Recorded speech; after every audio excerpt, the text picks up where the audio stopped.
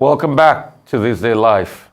The World Health Organization on Wednesday declared the ongoing Mpox outbreak in Africa a global health emergency.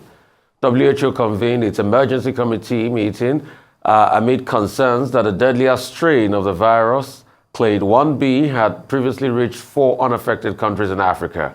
The independent experts met virtually on Wednesday to advise WHO Director General Tedros Ghebreyesus on the severity of the outbreak. After that consultation, he announced that he had declared a public health emergency of international concern, the highest level of alarm under the international health law. Already there are 39 cases of Mpox in Nigeria. That's according to the Center for Disease Control. I'm now being joined by Dr. Babatunde Saka, former Deputy Incident Manager, Lagos COVID-19 EOC, former coordinator of all COVID-19 testing lab, and a one-time technical consultant on One Health and biosecurity at Lagos State Ministry of Health. Good evening and great to have you. Welcome to the show. Good evening. Mpox, at first, tell us, what is Mpox? Okay, so Mpox is shortened for monkeypox. Okay. It's a viral disease, originally transmissible from animals to human. Previously, a long time ago, we didn't really have an established human-to-human transmission. But now we have it well established that there's human-to-human transmission of Mpox. There is a belief that it comes only from monkey, but that's not entirely true. It can be gotten from other rodents aside from monkey and some other dogs as well. So other animals can as well transmit Mpox to human and to other animals. You said dogs as well? Yes, some dogs actually. What kind of dogs? Prairie dog particularly have been listed to have transmitted Mpox to a human. Okay, only prairie dogs, not the breeds people keep Well, as prairie pet. dogs have been listed. No other dog has been listed in the class of dogs that transmit Mpox. So what does it present with when somebody gets Mpox, and what's the gestation period like? Usually you see there's fever, there's rash, you see blisters, you see pustules on the body, all over the parts of the body. Presently, we see it more predominantly around the genital areas and the perineal areas, particularly because of the way it's being transmitted at the moment. So that is what you tend to see. It's not all the time that this jumps at you for medical practitioners. Sometimes it's just a fever, particularly when the patient or the infected person is yet to show the full symptoms of the disease. You say the symptoms, the lesions are around the genital area. Could it be because it can also be sexually transmitted? Yes, of course, because it can be sexually transmitted, and that's why you see a lot of these symptoms around the genital areas, particularly in MSM, that is men having sex with men. Whoa, so explain to us this classification of clade 1, clade 2 for Mpox. All right, so we had clade 1, which is the virus that originated from the Democratic Republic of Congo, and then clade 2 is one that originated from West Africa, particularly from Nigeria. For a long time, the case fatality, that is the proportion of deaths that can arise, is higher in clade 1 than in clade 2. As a matter of fact, for clade 1, the fatality is 10%. For clade 2, the one that is prevalent in West Africa is about 1%. However, there is now the one that is classified as clade 1b, which is the one that is presently ravaging across the world and has shown significant transmissible ratio from human to human. And it's quite virulent, the clade 1b. What's the mortality rate? Now, it's quite virulent. We are yet to have a categorical mortality rate for clade 1b. However, because it is an offshoot of clade 1, it is expected that if not properly taken care of, the mortality rate could be far as high as the 10% we have for clade 1. How did the clade 2 originate from Nigeria, if I may ask, out of curiosity? 1978, from an animal that it was actually traced to someone who had contact with animals, a hunter or so, and that was where we got the first report of monkeypox in Nigeria. Well, did he have a contact with monkey, hence the name the monkeypox? Categorically not stated which animal, but what we could establish then was that this person was quite close to the forest region. So it is expected that it probably had it when it got in contact with some animals. Are there tests for monkeypox? Yes, there are tests for monkeypox. What is the test called?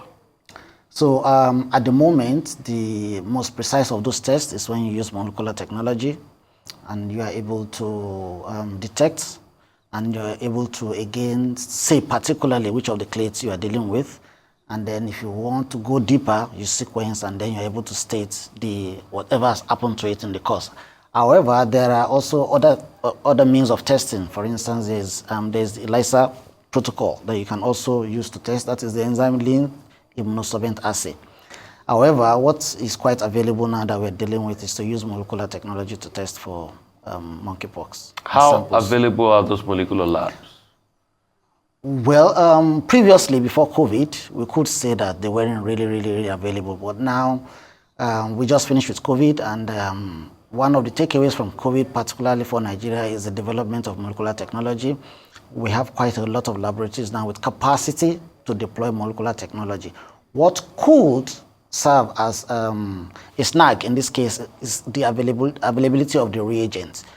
The reagent might not be as readily available as it is because, for instance, clade 1B is new. Most of the pharmaceutical or biomolecular companies will just be going in now to manufacture, so it won't be readily available. Again, there is the reality that oftentimes molecular technology reagents, they are not, most of them last for just 6 months. So if you had stocked, you are likely going to get there and then you realize that what you had stocked in the last 5 months only has validity for another 1 month. So they are not usually what you stock and you keep for a long time. So that perhaps might be the only snag in the course of testing. However, most of the people responsible for this surveillance and other things would have started stockpiling reagents that will be able to afford them the test as soon as they have samples. Can't you produce the reagents locally? No. We do not have that capacity yet in our I thought we built some capacity even for, we're close to building capacity for vaccines even with COVID, so why can't we do that locally? So all of these are different technologies. Building a vaccine is a different technology to building reagents for testing like this. It takes a lot of effort, a lot of infrastructure, and a lot of testing, a lot of validation before you get there. So it's not something that you get there in a day. Again, the reality is that you are not sure of what next you are dealing with. We used to deal with clade 1 and clade 2. Suddenly we are dealing with clade 1B. And for people who deal with this, it might look like they are quite similar. Saying clade 1A and clade 1B, it might look like they are quite similar. But you will realize that if you try to use the kit meant for clade 1A to detect for clade 1B, you might miss it. So it is important for you to actually develop the kit meant for clade 1B. So sometimes it takes some time to get there because you are dealing with something new. You need to get the virus so that it will serve as a seed for you to develop this particular reagent. If you don't have that, and then usually these viruses are not just everywhere. As a matter of fact, in our realm, they are closely guided because you don't want it to get into the hand of a wrong set of people. So before you get the seed, you go pass through a whole lot of processes. So you must be validated, you must be known to have this infrastructure to do this, and then you must be known to have the infrastructure to be able to keep this within the confine of your laboratory. What virus causes the Mpox? It's an otovirus. What is it Pox called? viridae. Pox viridae? Yeah, it's Pox viridae family. It's an otovirus. How does this virus behave?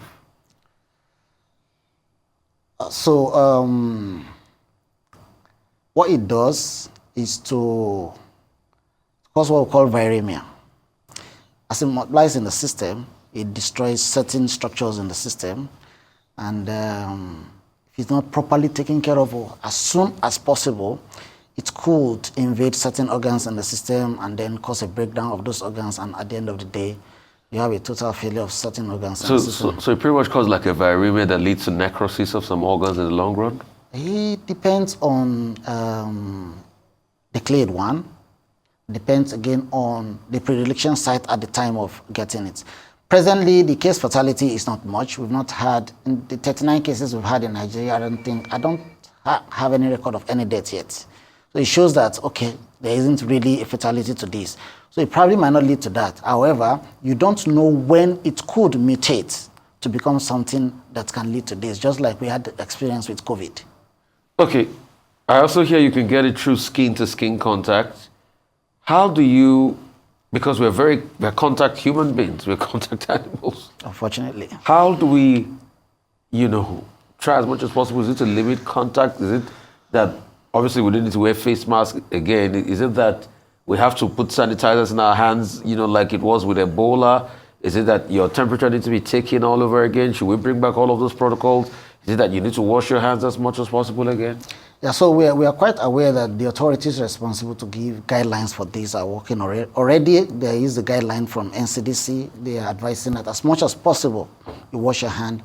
And this is actually a guideline that we always advise that we stick to. When you touch surfaces, when you should learn to keep your hands clean. Because oftentimes our hand goes into so many other parts of our body. You don't know when you are dipping, wiping your eyes and doing this and other things. So we always advise that's a guideline that is consistent with about all guidelines. Ensure that you wash your hand from time to time. Yes, it's it is a contact. It is contracted by contact, sweats. Having close intimacy, sex, and other things like that. Now we do not have. It is not established yet. We do not know yet, although it has not been stated at any point that it can be contacted via hair. So we are yet to talk. We are not talking about using a nose mask or mouth guard yet, but for contact, touching surfaces or touching people or having close contact with people, you have to be very careful these days again.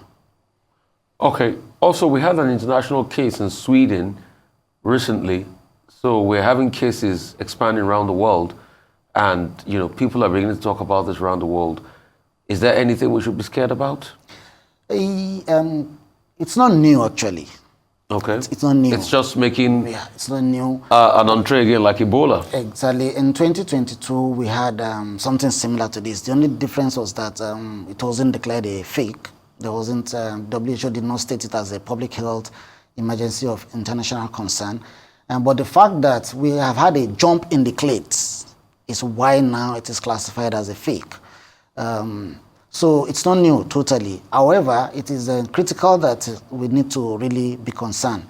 Our greatest fear often in this realm is that you don't know when a particular strain you have been dealing with will change and become something else, and you don't know what it will come with. So as much as we say we have the West African clade that is not a case fatality of 1%, you don't know when it will mutate. Just like we're having 1B now. It used to be just 1 and 2. Now 1 has now mutated, a part of 1 has mutated to form 1B, which has now jumped from Africa to Europe. So as we have it prevalent in Africa now, as it's growing in Africa at the moment, for 2024, we've had a recorded case of about 17,000 monkeypox infection. So the concern is that a clade that didn't exist before now exists. That's one bit. So now that is a concern. Because the clade that now exists is the result of a mutation. Exactly, and then you don't know when another one will arise, and you don't know how virulent and deadly it's going to become, and that is why there's this concern. Treatments for it? It's a viral disease. Usually viral diseases it's more of treating the symptoms. However, it can be prevented. There are efforts to develop vaccines and ensure that probably, depends on how it goes, might become one of those vaccines that you would have to take with time. So your immune system pretty much fights it? Yes, just like every other virus, your immune system is expected to fight it depending on how solid your immune system is. Yes, that's the question. Yeah, so everybody, people with shaky immunity. There are cofactors. It depends, a lot of confounders, a lot of factors that would determine how well your immunity can fight any virus disease or any other pathogen. What should people with comorbidities be doing at this point in time? At the moment, it's not like it's really, really prevalent. It isn't. For instance, Nigeria has had just 39 cases of Mpox in 2024. And it's more on the decline at the moment. Kudos to a whole lot of efforts to sensitize people and tell people to stay away mostly from wild animals. It's critical that we need to educate ourselves that, we're a country of people who feel it's a delicacy to devour wild animals. So no more bushmeat? It is advisable. it is strongly advisable to stay away from wild animals for as much, not just because of Mpox. There are quite a whole lot of other things you can contract from wild animals that you do not know. Unfortunately, at the time you contract it, you might not even show the symptoms. Some of these viruses or pathogens will take some time settling in the person that has contracted it. You might not even see the symptoms in that person because the person is probably has a solid immunity. However, when the person meets with the next other person whose immunity is not as strong as he, the other person contracts the pathogen and then gets down with the disease, and then before you know it, it's going from one person to the other. So wild animals, one. Two is how we treat our environment. Like we mentioned wild animals, we have also stated that monkeypox can actually also be transmitted from rodents. So a dirty environment is a good habitat for rodents. So it's a good habitat for rodents, and then means you are coming closer to the animals. So it is critical that we manage our environment well, as good as possible, and then as much as possible stay away from wild animals, particularly bushmeats. Particularly bushmeat. Bushmeats. There have been connections with monkeypox and bushmeat? Well, any animal can be You know, because bushmeat. there's some domesticated bushmeat now. There's the wild one and the ones that are sort of like domesticated these days. So we talk about wild animals here. Yeah. Any animal can be a bushmeat. A crocodile can be a bushmeat. Antelope can be a bushmeat. You don't know which one of them, and you don't know whether it's one of the animals that is susceptible to any of the. As long as it's wild game. Yes, it is actually best to avoid them. Let's talk about protocols for contact tracing, because this was a big problem also during Ebola. Protocols for contact tracing. In an event where we have an escalation, are we ready to be able to do proper contact tracing? I think we've done so well, very well, particularly because we just came out of a pandemic, and that pandemic, if there was anything, it helped to strengthen our system. Our contact tracing, our surveillance pillar, our surveillance capacity has improved greatly. NCDC has deployed active, let me give you an example. Previously, before COVID, we have what we call emergency operation centers. They are only activated when you have an outbreak. Now we have moved to a point where we have all emergency operation centers permanently activated in all states in Nigeria now. So now you are not now scrambling for personnel. You're not scrambling for how do we do this. So we know the contact people per pillar now. Should there be any outbreak? That is one of the measures of knowing how well we have come. Previously, we only activate EOCs when there's an outbreak. In fact, as a matter of fact, sometimes we'll still be discussing and acting, the EOC is not activated. At some point, if the outbreak starts growing, then we'll call, okay, let's activate an EOC. But now it has been stated, it is part of the rule of NCDC now that all EOCs must be permanently activated. In fact, what they are pushing for now is that it must become a pillar where it will have its own dedicated personnel when they get there. So we have moved from one point to another. Following COVID, I think our capacity to detect and report has improved tremendously. Thank you so much for your time, Doctor. Really appreciate you. Thank you so much for talking to me about Mpox.